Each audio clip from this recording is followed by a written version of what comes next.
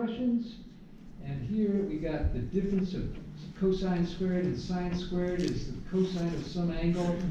Then A is how many degrees? I gotta say that they're kind of redundant here because if A is measured in degrees, then A degrees is A degree degrees. Oh well, you know what they mean, right? So, do you recognize that difference of squares? Have you seen that anywhere before tonight? Oh, look, cosine squared minus sine squared. That's the identity. Yeah.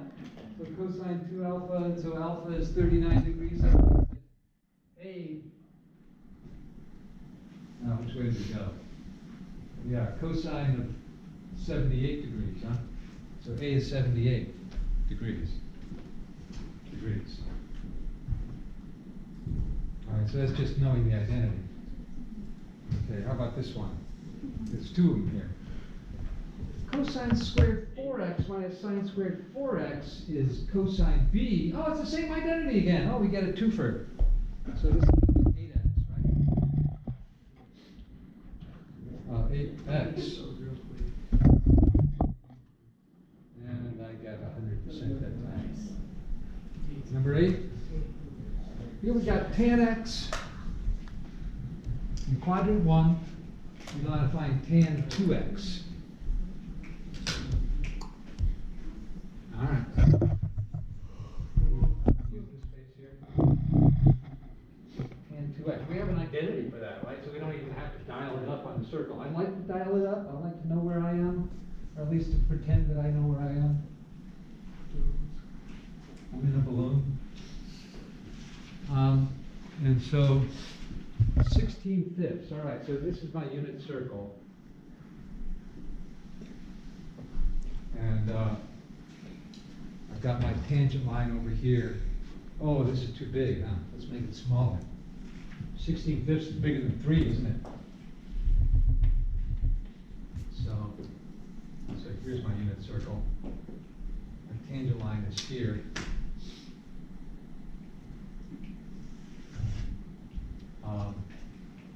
So if this is 1, then where is 16/5? Maybe it's, I measure out 2 and 3. It's going to be up there somewhere. Yeah, I think just barely make it, right? So if this is 1, and this is 2, this is 3, and 16/5 is 3.2, right? So I'm going to say that's right there at the top. I think that's a reasonable approximation. Then I don't have to make another drawing. And I can say, look, here's this right triangle whose adjacent side is 1. So the ratio of opposite to adjacent is this length here, which is 16/5. And that's my angle, x. So 2x is going to be in the quadrant 2, isn't it? So where am I going to measure 2x? Well, okay, so this is x and that's 2x, I don't know. That's kind of hard to measure, huh? It's going to be about like that, huh? So there's another x. Does that seem reasonably in the ballpark? Maybe it's a little bit too big. So if I measure this, I can actually measure it down here, right? So that's going to be a negative value because it's going down, but the ratio of this to 1 will be my tangent 2x, right? And it's going to be negative. So let's see what happens when I plug into the formula. So this looks like, we could actually maybe measure it out, see how close we are. So this is -1. -2, I'm going to say it's about -1.8. So let's see. So tangent 2x is 2 tangent x divided by 1 minus tangent squared x, right? And so this is going to be 32/5 twice 16/5 minus 1 minus, or over 1 minus 256 25ths. Multiply the top and the bottom by 25 25ths. And you'll get 160 over 25 25 minus 256, right?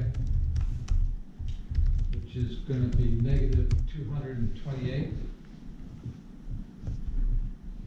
Unless I made some mistake. Isn't it I did make a 231? mistake. 229 or something? Isn't it 231? 31? 31, 231, thank you. Oh. 56, 25 is, Yes. no. 56 minus 25 is 31. Okay, but that's right, isn't it? Oh, yeah.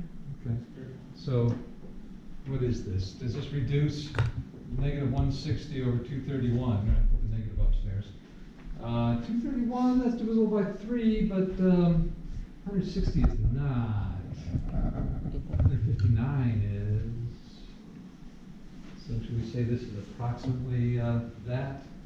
Or we could say this is approximately negative 16/23.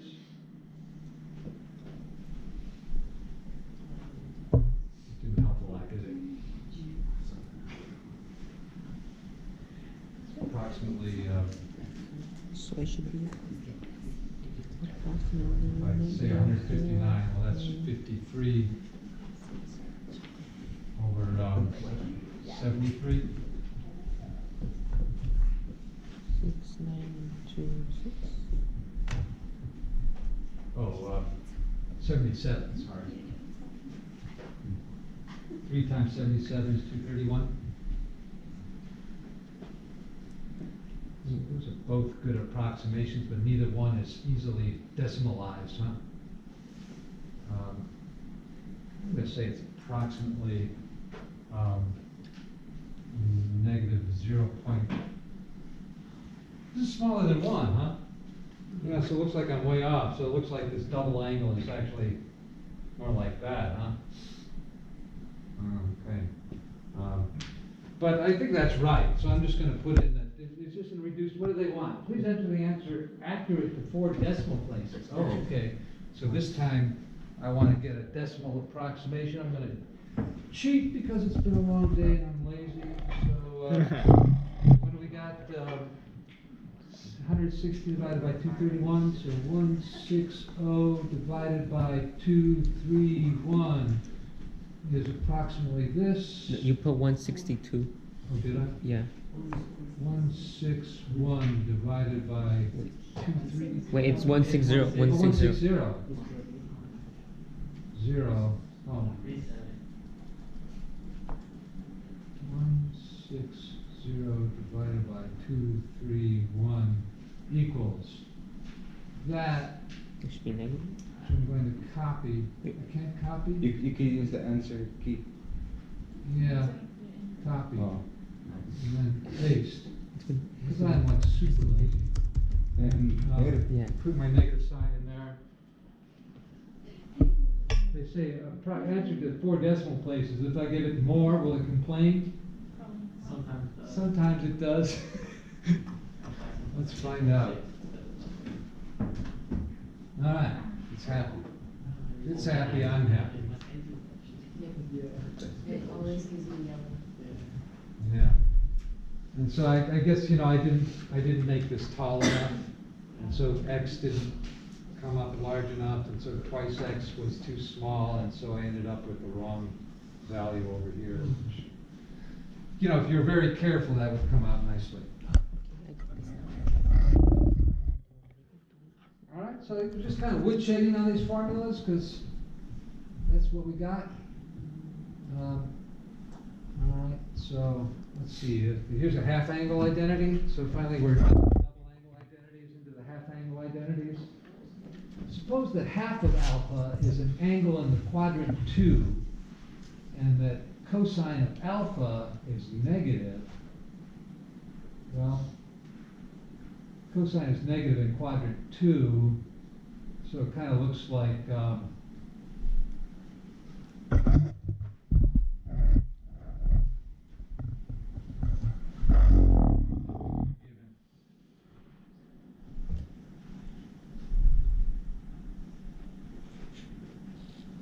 so what are we given? We're given that cosine of alpha is negative 7/25.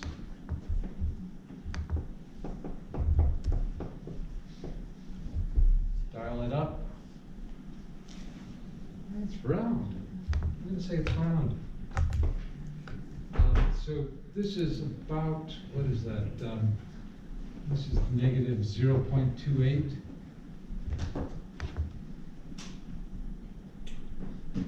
So if we divide this into 10 equal parts, those are perfectly evenly spaced hash marks between 0 and negative 1. And so this is negative 0.28.